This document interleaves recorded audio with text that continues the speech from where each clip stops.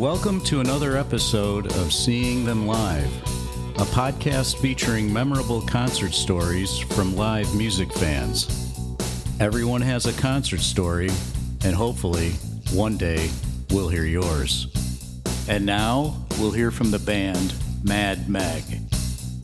I mean, obviously, Johnny Cash had put more planning into this than us. This actually came together in like 3 days, literally. One of the shows got canceled. Jay, the promoter, he said, "Hey, I run this thing at the Lithuanian female prison in a city called Panevėžys. Would you like to play it?" And we're like, "Yeah, let's play it. How about we make a recording and make a video?" "Sure, let's make a video." So it kind of came together like that, and the recording actually came out really well. Mad Meg is a New York City band that, to my ears, draws on a wide variety of music genres, puts them in a blender, and then pours their unique sound over the one-of-a-kind vocals of Ilya Popenko. The result is captivating and something you've not heard before, and makes you want to explore Mad Meg's music even more. Today's guests include Ilya Popenko, Dan Vexler, Jason Laney, and Igor Reznik, and also I'm joined by my producer and co-host, Doug Florzak. Gentlemen, welcome to Seeing Them Live. Thanks for having us. Thank you, guys. Yeah, I thought we could introduce you guys as the band and how you met and everything, and then talk about some of your concert experiences, which is what we do here at Seeing Them Live, and then get into this live show that I think our listeners would be interested in at this women's correctional facility. Talk about your album, Who Deserves Balloons and Medals, and then maybe explore Ilya, some of your work with your new song and video, The Horse Is Not Mine, and some of your film work and stuff. So from what I understand, you guys met in a Russian-speaking community in New York City and formed in like 2011. And I know Dan and Ruslan were already in a band, but could you guys speak to like how that all kind of gelled together and you formed Mad Meg? It was really Igor and Ruslan that were already in a band. I just knew Ruslan where we were briefly in another band together, but very, very briefly. I mean, I don't know if it even counts. I mean, me and Ruslan have been kind of going from band to band, but Ilya has been writing songs, I mean, way before we joined. And actually in the beginning, it wasn't even me, it was Ruslan, another gentleman, Daniel and Ilya. And then the band as an organism kind of evolved throughout the years. And this is kind of the last lineup. Okay. I didn't actually come from the Russian-speaking community. I speak very, very, very, very little Russian, and only what I have picked up utilitarian in our travels through Russia. When I first moved to New York through a friend of a friend, I ended up being roommates with a friend of Ilya's, and I was desperately just looking for music to play in New York City. I had just gotten there and basically just begged Ilya to let me be in his band. I had a little show at a bar called Happy Ending on the Lower East Side. And what I would do is if I found out somebody had a band, I'd be like, "Oh, you can come to the show and play a set and I'll record you. And hey, you know what? I'm going to be there with my keyboard anyway. If you wanted to maybe do a couple songs with me, that'd be pretty cool too." And then Ilya was just never able to get rid of me. Does that sound about right, Ilya? Jason is being a little self-deprecating, but chronologically it seems, add up. I mean, the last addition to the band, he's not here right now, but was Sasha on the saxophone, who also did some throat singing, and I guess he's the last part of the lineup. He's a baritone saxophonist, which is a big difference. Right, that is correct. I mean, speaking about live music experience, actually, I mean, Sasha is like the only member of the band who actually I went to his show before, like 20 years ago or something.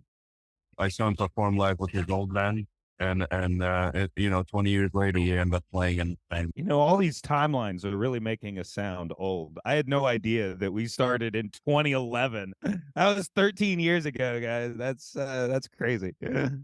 You had put that down on our guest list. We asked people their best concerts and such, and your most surprising one, Igor, was seeing the sax player when he was in the band Waterwalls, I think you had mentioned.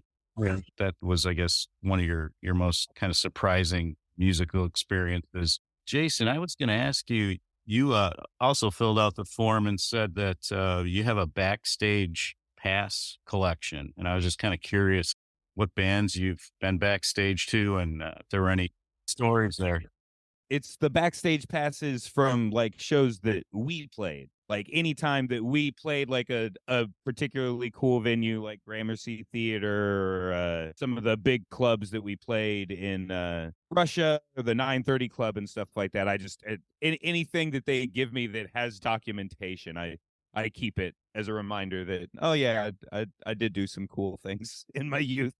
Yeah, you said you don't really keep your ticket stubs, which that's my thing. I kind of keep all of my ticket stubs. I have one pass. I had met band Iron Maiden once backstage, which was kind of interesting. That's pretty cool.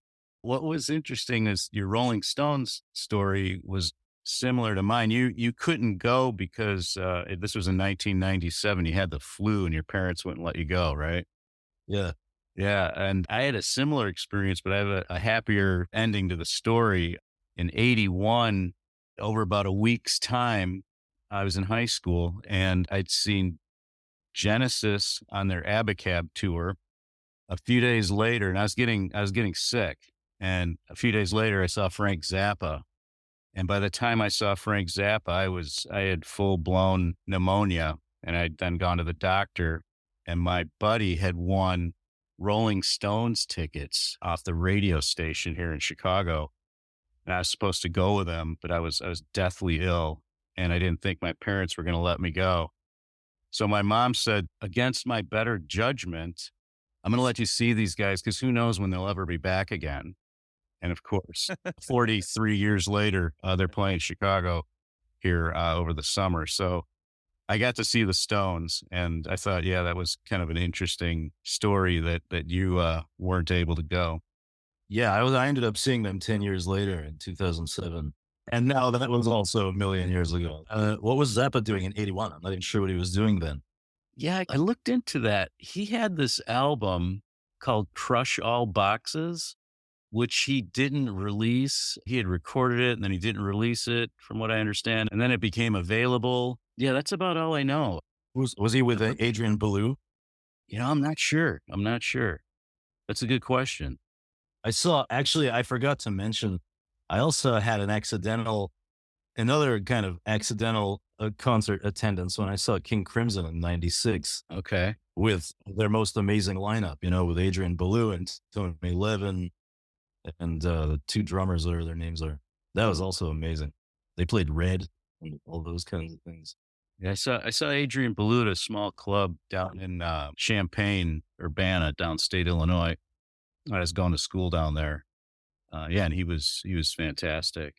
That was with his band, the Bears, I believe they put together. I didn't know, Ilya, if you had any concert stories you wanted to share or anything in particular. Majority of concerts that I've been to, I went to accidentally. So I never like seek out live shows because I'm a little bit afraid of large crowds. Okay. But whenever like I get free tickets, like I can't really turn them down. So my selection of concerts is kind of, it doesn't have like a rhyme or reason. Like I've been to like a Social Distortion concert. I've been to like Lounge Lizards tribute concerts, Blonde Redhead, just because my friend was like selling beer at the concert and he kind of like opened the fence for me to sneak in. Mm-hmm. And then when I had just come to the United States, I would go to a lot of like Russian shows because I really missed, my homeland. So I would attend a lot of those. Crimson, I saw this amazing show at 930 Club where I'm sorry, I don't know the guy's name. I never, is it Robert Staper or whatever? The game's voice was completely out. So they improvised a 2 hours or 2.5 hour show of just like complete, just psychedelia, which was amazing. They're a pretty wild band. They're capable of a lot of stuff. the value of that show in particular, because it was the only one that happened in that particular way. There was no other one like it. Thanks for sharing those, guys. I'd like to move now to a live show that you guys did at a women's correctional facility in Lithuania. And I know you've talked at length about this in a previous interview. So if anybody wants to check that out, they just search up Mad Meg and Lithuanian prison, and it'll pop right up. From listening to that interview, that prison it holds like 300 people. And you guys said it was like the size of an elementary school gym where you performed.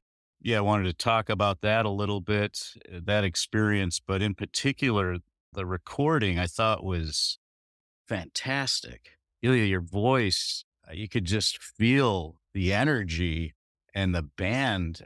You guys are on fire. And do you guys hear that? I mean, compared to I've watched a bunch of your videos and such, music videos, but that recording, I don't know. I just thought it was fantastic. Thank you.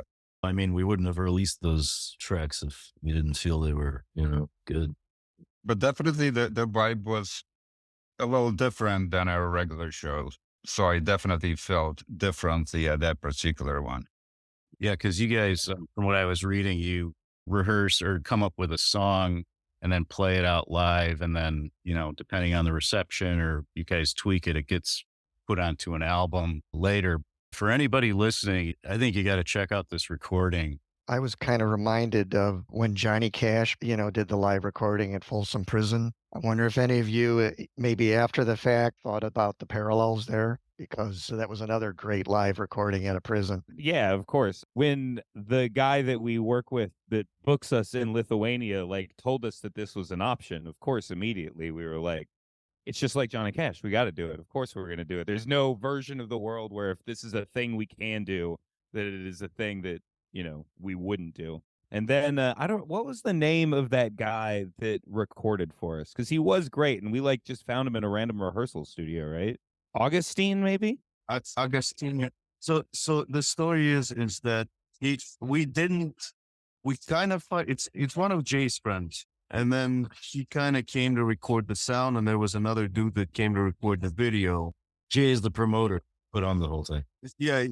Jay is this amazing Lithuanian promoter that we're friends with, who has been bringing us there, and he kind of offered us the gig. And he found a video and an audio guide for us. The video, I don't know, it didn't. The guy wasn't. There were complications as far as how much we could film the crowd and stuff, and so a lot of the pictures and stuff, it just looks like we're on a stage at an elementary school playing to who knows. Yeah, also, he was stumbling around the stage at one point. He unplugged my whole rig in the middle of a song, the camera guy. I mean, it wasn't, but the audio really came out great. And this kind of became, because originally it was just a show. Obviously Johnny Cash had put more planning into this than us. This actually came together in 3 days, literally. One of the shows got canceled. Jay, the promoter, he said, "Hey, I run this thing at the Lithuanian female prison in a city called Panevėžys. I'm not doing justice to the name. Would you like to play it?" And we're like, "Yeah, let's play it. How about we make a recording and make a video?" "Sure, let's make a video." So it kind of came together like that. And the recording actually came out really well. He ended up mixing it too and mastering it. So yeah, I think that the dude's name is Augustine. I know he's one of my friends on social media. Yeah, I was looking at the set list for that show, and I was half expecting to see a Johnny Cash song, cover song that you guys would maybe do as a, tribute. If we had had any planning whatsoever, I think we probably would have tried to do something like that. But like Igor said, it was all very oh, this is the thing that we can do. All right, yeah, let's go. I think it was either the first or second show of that tour. So basically we showed up, we rehearsed with the drummer, and then drove out to this prison and played. Yeah, we were playing also not with Ruslan, but with another drummer that we found in Russia. So the drummer on that album is not the usual drummer that we've played with until now. And also I wanted to say that the problem of covering Johnny Cash like we wouldn't normally do something like that because Johnny Cash is so good, but there's just no way of like topping that. And in fact, he's covered so many songs that are much better than the original. Like I like a lot of those songs, I thought that they were his songs. Right. The Nine Inch Nails thing, right? That's the one that broke big. It was like, they didn't have a kind of standard of playing your own songs necessarily. They all played other people's songs for the most part, where he comes from. Yeah, usually when we do covers, we kind of end up making them very different from the original. I don't know if you've heard our Jolene version or. I saw that was on the most recent album, but I couldn't find a recording of it, but I did see that's like, was that song 4 or something on the album? We also have a cover, an infamous cover in Russian that we were almost banned from Russia for doing, just as a public outcry, because we covered a very famous song by an extremely idolized rock star in Russia, the band Kino. And our cover of that song is so vastly different from the original that literally there was like this avalanche of displeasure. If you do listen to our cover of Jolene, you will hear a lot of throat singing and some dubstep. Well, modest amount of throat singing. Don't exaggerate. Just There's at least 50% throat singing. It's not like there's not. I would no less than 50%. your understanding of 50% is very different from my understanding of 50%. I mean, there's throat singing there's a lot of throat singing. Gotta love throat singing, right? It's definitely singing that's coming from some part of the body. I wanted to talk about, the energy from that live show, that recording. Are there any clubs you guys play in New York City where the energy is particularly high, or you kind of own the space? We had a residency at a place called New Blue 151. Is that what it's called? That place is definitely a super cool vibe. And, the last couple of shows there, we managed to pack the place. We brought some amazing guests, and those were just great times. Hopefully we will be back there sooner rather than later. As soon as we're able to come back there, I mean, the place is, I'm sure they're, let us get our residency. That would be great. Yeah, I'd like to see that.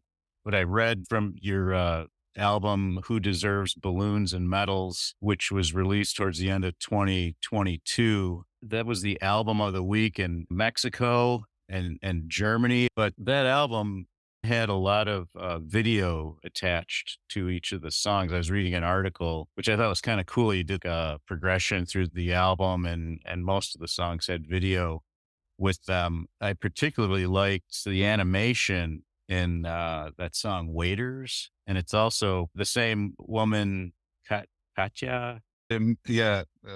Katya Mizentsev. Yeah. Sorry. She also does the animation on your new video, The Horse Is Not Mine. And I don't know if you wanted to talk about some of the video work. I always was kind of fascinated with, that whole process, the song and then the vision of the video. Cause I think you've done some video as well for Mad Meg, right? Some of the songs. And then you also have other people direct and come up with the concepts. And Ilya also has made videos for other people as well. For example, for me. Okay. Yeah. You're a film guy too. So I kind of want to get your thoughts on that. Cause you're the musician in the band and you're also a filmmaker, and just, I don't know, how do you see that unfolding when you're doing it? Well, I kind of see the video as continuation of the song, even though I work with other people, with other filmmakers on videos. I still have a lot of like creative control, and I make a lot of creative decisions. So in that sense, it's not like we create a song and then somebody else, like a label, takes over and then they hire a director.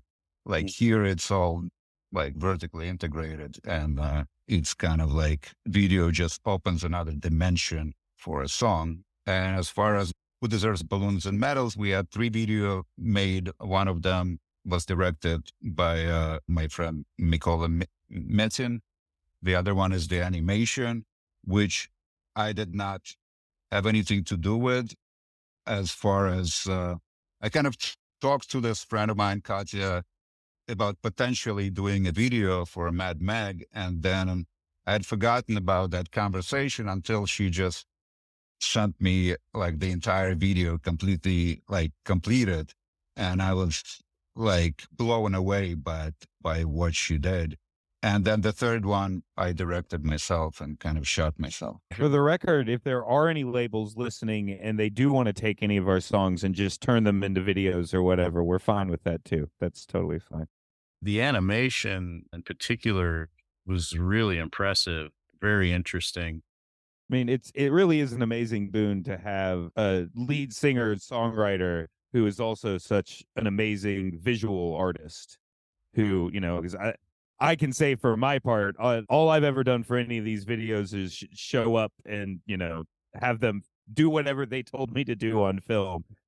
All of this comes from people much smarter and much more creatively minded, more creatively integrated into the visual medium. And I think that that's definitely a bonus that a lot of other bands don't necessarily have, that, we have this very multi-talented guy that's kind of at the front that can not only write a good song, but also come up with a great visual concept, can also take work with a photographer to make sure that, like if we're getting shot by somebody else or he's taking shots that, like we look as good as we possibly can. It's really great. Exactly. It's like you're listening to the song and watching a movie. It's all blended together. In particular, with Who Deserves Balloons and Medals. And recently, I finished a feature-length documentary, and it's a music documentary about Jeffrey Lewis and the whole anti-folk scene in New York in like late 90s, early 2000s. And that's a feature film that premiered at Slamdance Film Festival in Utah. And right now we're like shopping for distribution and also waiting for other festivals. That was nominated for Best Documentary. So congratulations on that. So when you say it needs to be shopped around, people outside of that Slamdance Film Festival have not been able to view that. Is that correct? Yeah, I cannot show it publicly until it's done doing festivals and until I find distribution, because otherwise it would disqualify the film from both. I have a question, Ilya. Can you define the term anti-folk? You say Jeffrey Lewis. I mean, I had never heard of him before, but after seeing the preview for your documentary, it looked really interesting. I wanted to know more about him, so I was wondering if you could define that genre of music that he's tapped into. Yeah, well, anti-folk is not, I mean, you can call it a genre, but it's not exactly a genre. It's more of a theme that came out of Sidewalk Cafe in late 90s. And Jeffrey Lewis is one of the most prominent figures that came out of there, along with Adam Green and the Moldy Peaches, and also Regina Spektor briefly was in that scene, and even Beck came through that scene at some point. But stylistically, a lot of people refer to that as folk punk. So it's kind of incorporates a lot of like acoustic sounds, but usually it's fairly aggressive. And the lyrics are kind of sarcastic and smart and not as romantic or serious as like traditional folk. And there's a lot of like DIY quality to it. I think that's the stylistic feature that kind of unites a lot of those artists. Yeah, I haven't heard that term or knew what it was. So you have this new video out, Ilya, that is The Horse Is Not Mine. That's just you, right? Or are there other members of Mad Meg? No, it's just me recording at home. We weren't invited. That came out March 2nd. So check that out. The Horse Is Not Mine. I did have one question. That horse costume that you have, you're a pretty tall guy. Did you have to have that custom made, or were you able to find one? Because it fits really well. Amazon, baby. The Casa van solution to all life's problems. Yeah, you have to go to the big and tall costume shop, maybe, right? If you look at the video, you can see my socks and all of those shots. Yeah, no, it's a great video and a really cool song. I encourage people to check it out. Is there any thing you guys want to mention that, we haven't covered so far as we kind of wrap up here? I do want to mention then he had a recent album just came out, Him, which I guess is a sequel to his previous album, Northern Atlantic.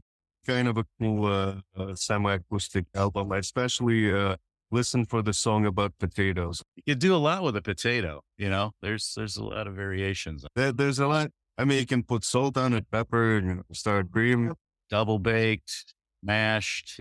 It reminds me of that scene from Everything is Illuminated, where Elijah Wood, he's vegetarian, and that cafe that he goes to, they don't have anything besides the potatoes, so they bring just like a boiled potato on a plate.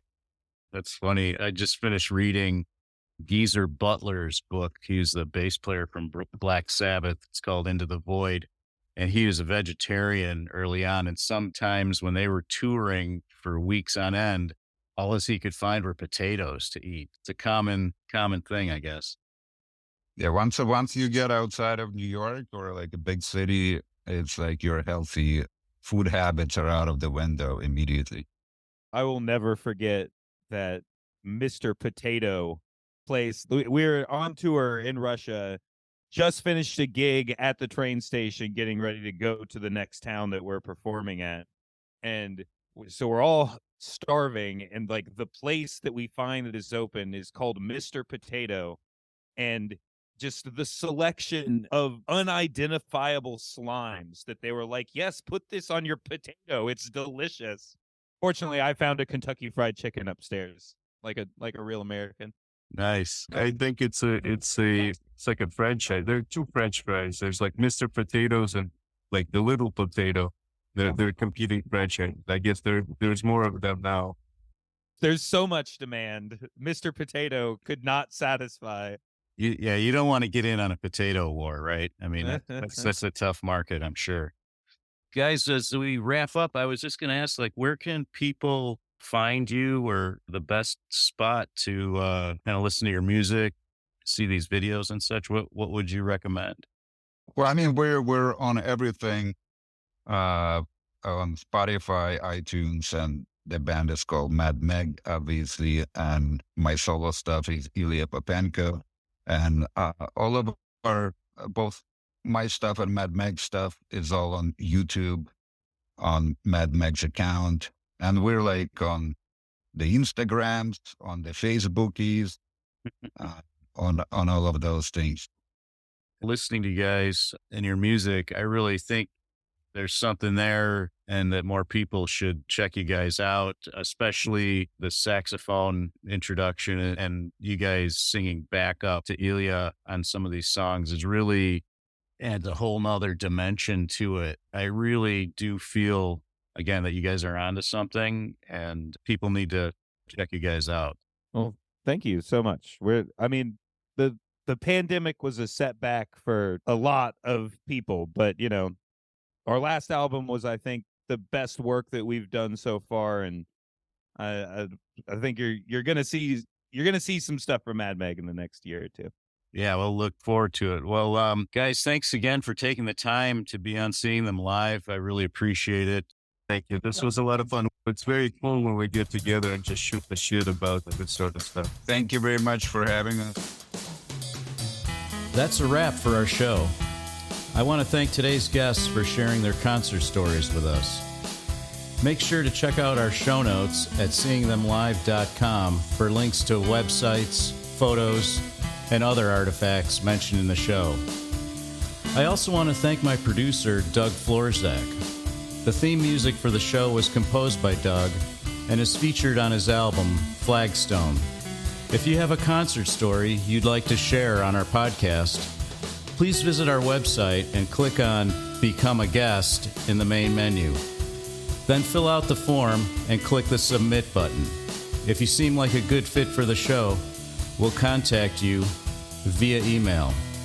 I guess it's time to head for the exits. We'll see you next time on Seeing Them Live.